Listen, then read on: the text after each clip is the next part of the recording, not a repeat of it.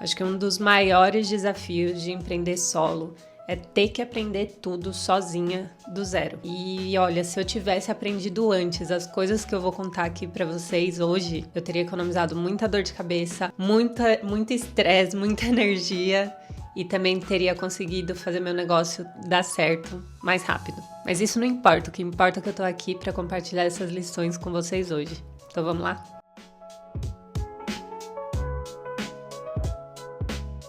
Seja muito bem-vinda a esse espaço de conversa. Eu quis criar esse momento pra gente ter conversas mais profundas do que aquelas que cabem num carrossel, num story de 15, 20 segundos. Meu nome é Isa Bonfito, eu sou fundadora da Flui e aqui a gente vai falar de empreendedorismo de um jeito leve, de marketing, pensando sempre em trazer propostas conscientes e éticas e da vida e dos desafios que é ser uma empreendedora, para que a gente encontre acolhimento, mas também caminhos nesse processo, que aí às vezes pode ser muito solitário. Então, se você tá aí do outro lado, sozinha, se sentindo sobrecarregada, falta clareza para seguir em frente, vamos se juntar e juntas a gente vai encontrar um caminho para seguir. E pensando nisso, hoje eu vou trazer algumas coisas que de fato me fizeram virar a chave, fizeram eu ter resultados de verdade para que eu conseguisse me sustentar no meu negócio, fazer ele crescer, sem que isso transformasse minha vida num pesadelo ou que eu tivesse um burnout, que é algo que infelizmente acontece com muitas empreendedoras. Esses são aprendizados que eu gostaria muito que alguém tivesse me falado quando eu estava lá no início, mas que de qualquer forma chegaram na hora certa na minha vida para destravar o meu crescimento e agora vai ajudar a destravar o de vocês também.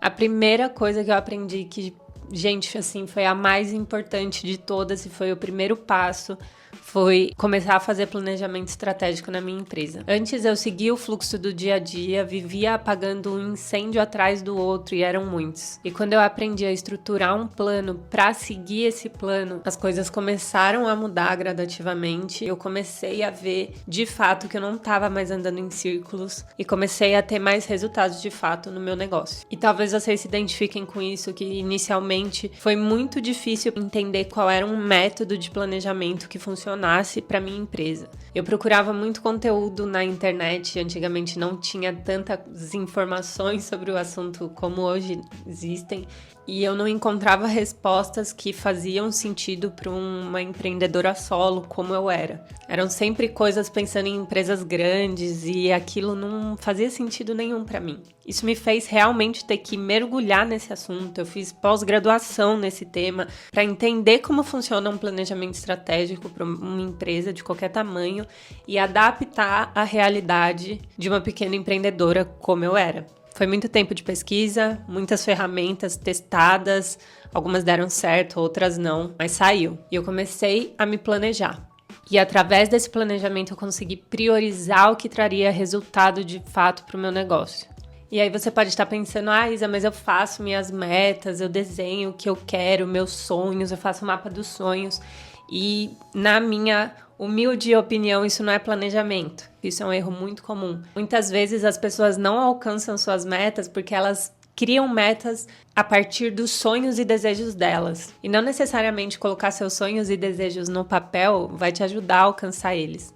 E é por isso que eu crio um planejamento estratégico baseado nos desafios. Os desafios são o coração do meu método. Todo ano eu começo fazendo um grande diagnóstico para entender o que está funcionando bem na minha empresa e o que está me levando para frente e o que não está funcionando bem na minha empresa, o que está me segurando para trás e me impedindo de crescer. São esses meus desafios. A partir do entendimento dos desafios, eu começo a priorizar eles. Qual desafio é mais importante? Qual está me segurando mais? O que eu preciso fazer para resolver isso? Então, eu utilizo uma ferramenta de matriz de prioridades que chama Matriz Gucci, que inclusive eu ensino tudo lá no Planejifaz, para priorizar esses desafios, ver quais são mais urgentes e importantes de serem resolvidos. Depois de categorizar esses desafios, priorizar eles, entender quais são os mais fundamentais que não podem ser ignorados se eu quero crescer, aí sim eu crio minhas metas. E isso faz toda a diferença, sabe por quê? Porque a maioria das pessoas define as metas pensando em seus sonhos e objetivos, que é aquilo que eu acabei de falar. Quem dera fosse fácil a gente alcançar nossas metas só porque a gente quer alcançar elas. Mas a verdade é que as metas não são alcançadas na maioria das vezes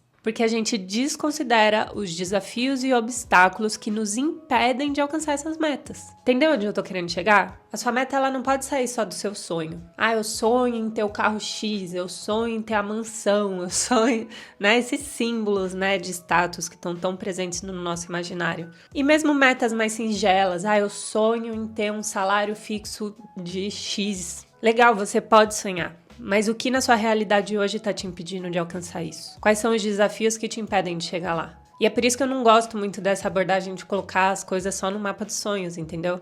É legal que a gente vislumbre o que a gente quer, mas se a gente não entender o que está impedindo de fato, concretamente, a gente de alcançar essas coisas todas, aquilo vai ser só um mural. Então é assim que o meu planejamento me ajudou a crescer, eu focando nos meus desafios e transformando eles em metas. Então, o meu desafio era que meu site estava bagunçado, meus clientes não estavam conseguindo encontrar meu produto. Isso precisa ser uma meta, preciso arrumar meu site, preciso melhorar a experiência do meu cliente para que ele consiga comprar meus produtos e serviços.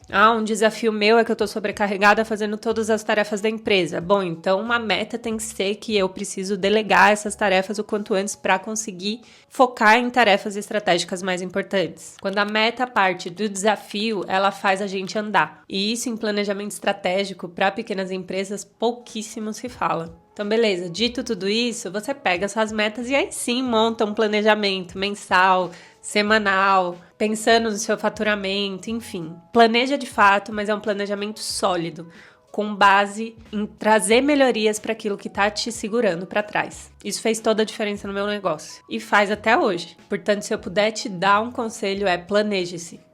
Não acha que planejar é perder tempo, eu vou ficar horas fazendo isso. Às vezes é 2 horas que você senta ali, resolve seu planejamento e é um tempo enorme que você economiza ao longo do ano e nem se fala no tanto de dor de cabeça que a gente evita, né?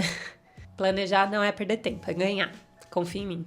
Já falei muito desse tema, vamos pro próximo, que é campanhas de venda. Que foi a segunda grande virada de chave para mim como empreendedora. Gente, no começo, sendo muito sincera com vocês aqui, as minhas vendas oscilavam bastante e isso é porque eu tinha muita vergonha de vender na internet. Assim como muitas de vocês, eu também achava que se eu fosse lá aparecer para vender meus produtos e serviços na internet, iam me achar chata, iam ficar com vergonha alheia de mim. Eu tinha muito medo do julgamento de amigos, de colegas, de família. Tinha muito medo de ser confundido com o tanto de picareta que a gente vê nesse mercado hoje em dia. E isso me travava, me deixava parada e estagnada. E não só me prejudicava, como prejudicava a minha empresa, que eu queria que acontecesse, que desse certo. Porque esse medo todo de vender, essa vergonha, trazia uma instabilidade financeira enorme. E foi, inclusive, fazendo o planejamento estratégico que eu percebi que isso tinha que mudar, que era urgente. E aí eu comecei a estruturar e planejar também as vendas dos meus produtos e serviços, criando campanhas. Eu comecei a fazer uma coisa que eu nunca tinha feito antes, que era olhar o ano inteiro e pensar em oportunidades dentro de cada mês para vender cada um dos meus produtos. E comecei também a criar mais produtos, porque eu tinha poucos e eu precisava criar outros para que eu tivesse ofertas variadas, né? Não adianta ficar fazendo sempre promoção do mesmo produto. Fazer campanhas de venda foi uma coisa que fez mais pessoas chegarem até mim, fez com que os mesmos clientes comprassem mais vezes, então é uma forma muito legal de você fidelizar seus clientes. É muito mais fácil vender para a mesma pessoa várias vezes do que conquistar a primeira venda. Isso é um ponto importante. E as campanhas também fizeram com que eu conseguisse engajar meu público de uma forma totalmente nova. Porque a campanha te obriga a agir, te obriga a estar lá presente, a trazer assuntos novos, a mostrar novidades, a mostrar bastidores. Por mais incrível que seu trabalho seja, e eu acredito mesmo que ele não vai se vender sozinho. Eu tive que aprender isso da forma mais difícil, que foi entrar numa instabilidade financeira tamanha que por muitas vezes eu pensei em desistir do meu negócio. Ou seja, para vender é preciso agir, é preciso se movimentar. E a criação de campanhas é uma forma até divertida de criar essa movimentação em torno das vendas sem ter que usar recursos de marketing agressivos e antiéticos, que eu sei que vocês não querem usar. E que ninguém deveria, né? Pelo amor de Deus, já passamos disso. 2025. Terceira coisa que me ajudou. Vamos lá? Delegar tarefas. Eu sou uma pessoa extremamente centralizadora. Eu sempre quero fazer as coisas do meu jeito. Porque na minha cabeça, e eu acredito que muitas de vocês sejam assim também, eu já tenho a ideia formada do que eu quero. Então é muito difícil passar para outra pessoa como que é essa minha ideia. Eu sempre ficava com medo de delegar as tarefas e ter uma qualidade muito abaixo do que eu conseguiria entregar. Ou a pessoa não entender exatamente o que eu queria. Delegar era, assim, muito difícil para mim. Até que foi inevitável. Chegou um momento que eu falei, gente, se eu não delegar essas tarefas, eu não consigo passar daqui. Foi um momento em que eu entendi realmente que eu tinha atingido um máximo, né? O máximo da minha capacidade produtiva. E que se eu fosse estender ela um pouco mais, eu ia ter um burnout, ficar doente, ficar ansiosa. E meu objetivo nunca foi esse, né? Empreender era para trazer mais paz, não mais ansiedade. Por isso, delegar foi inevitável. E que bom que foi, que bom que foi. Hoje eu vejo que foi ótimo. Mas eu queria abrir um parênteses aqui bem rapidinho. O que me permitiu delegar as tarefas, ter caixa o suficiente para manter uma equipe, e ainda que eu começasse muito pequeno, só com uma pessoa, foi ter um fluxo de caixa mais estável na minha empresa. Por isso que eu tô colocando isso como meu terceiro aprendizado, porque foram os outros 2 que me permitiram chegar aqui no ponto de delegar. Eu precisei me planejar antes, me estruturar, me organizar, saber o que eu queria e o que eu precisava. E eu também precisei me movimentar para vender, porque uma empresa precisa ter dinheiro entrando constantemente. Então, delegar só foi possível por causa dos 2 passos anteriores. Delegar antes de se estruturar pode te trazer ainda mais sobrecarga. Pode fazer sair um dinheiro que não poderia estar saindo da sua empresa. E pode, inclusive, gerar uma grande confusão ali para as pessoas que estão para colaborar com você, mas que não têm informações e organização suficiente para te ajudar. Então, esse passo eu sempre recomendo que se dê no momento certo, quando as coisas já estão minimamente estruturadas. A gente que é um pouco centralizadora, e as centralizadoras aqui vão me entender. A gente acha que a gente sabe fazer tudo melhor, mas é um exercício de humildade entender que tem muita gente boa e que tem muita gente que é melhor em algumas áreas do que a gente. E que delegar é esse exercício, tanto de humildade, quanto de abrir mão do controle total e quanto de amadurecimento como empreendedora também. Última coisinha, prometo que vou rápido. Por onde começar a delegar? Por aquelas tarefas que você menos gosta de fazer e que mais te tomam tempo. Pensa sempre onde você quer se dedicar no seu negócio. Foca naquilo. O resto já coloca como meta para delegar. Quarta e última coisa que fez meu negócio crescer de uma forma assim que eu não esperava foi entender que uma empresa precisa de investimento. Pra gente que é da classe trabalhadora, começa a empreender por causa de um sonho, porque gosta de fazer alguma atividade, etc., a gente fica com uma mentalidade de que tudo é um gasto. E isso é óbvio, né? Nosso orçamento é muito mais limitado do que uma pessoa que já tem parentes que são comerciantes ou uma pessoa que tem um dinheiro de reserva para investir em seu negócio. É muito diferente, né? Quando a gente tem um recurso limitado. É muito difícil começar a investir no meu negócio. Tudo eu queria economizar.